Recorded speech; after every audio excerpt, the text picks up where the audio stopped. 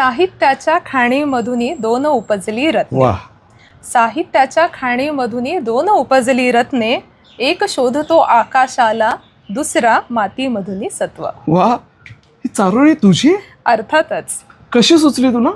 ही सुचली आहे मला दोन साहित्यिक भावांच्या वरून, ज्यातल्या एकांची जयंती आहे 5 एप्रिलला आणि हे त्यांचं जन्मशताब्दी वर्ष देखील आहे. आठवणारच, कारण ते लेखक तुझे सर्वात आवडते लेखक आहेत.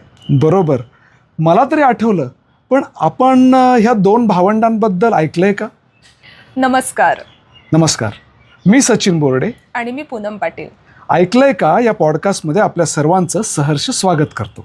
पूनम, विचार कर, एकाच घरात एकाच गावात वाढलेले हे दोन सख्खे भावंड म्हणजे थोर साहित्यिक. एक भाऊ साक्षात आभाळाशी नातं सांगतो, तर दुसरा मातीशी नातं घट्ट करतो. बरोबर. एकाला आधुनिक वाल्मिकी म्हणलं जातं, तर दुसरा मराठी साहित्यामध्ये माणदेशी मातीचा गंध घेऊन येतो. आम्ही बोलतोय सांगली जिल्ह्यातील माडगुळ येथे एकाच घरात जन्मलेल्या दोन महान भावंडांबद्दल. बरोबर. आणि ते भावंड आहेत आपले लाडके ग दी माडगुळकर आणि त्यांचे धाकटे बंधू व्यंकटेश माडगुळकर.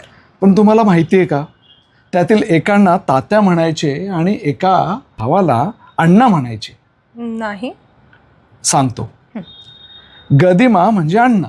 अच्छा. आणि व्यंकटेश माडगुळकर म्हणजे तात्या. तसंच गदिमा म्हणजे गीतरामायण आणि व्यंकटेश माडगुळकर म्हणजे माणदेशी माणसं आणि तात्यांच्या प्राणीकथा हे समीकरणच. आणि तात्यांच्या प्राणीकथावरून मला ना व्यंकटेश माडगुळकरांचा एक किस्सा आठवला रायफलीचा. थांब. पहिल्यांदा आपण त्यांच्या स्वभावांबद्दल जाणून घेऊ. तात्यांचा स्वभाव हा निसर्गात प्राणीमात्रात रमणारा आणि गदिमांचा स्वभाव हा माणसात रमणारा. दोघांचे स्वभाव भिन्न.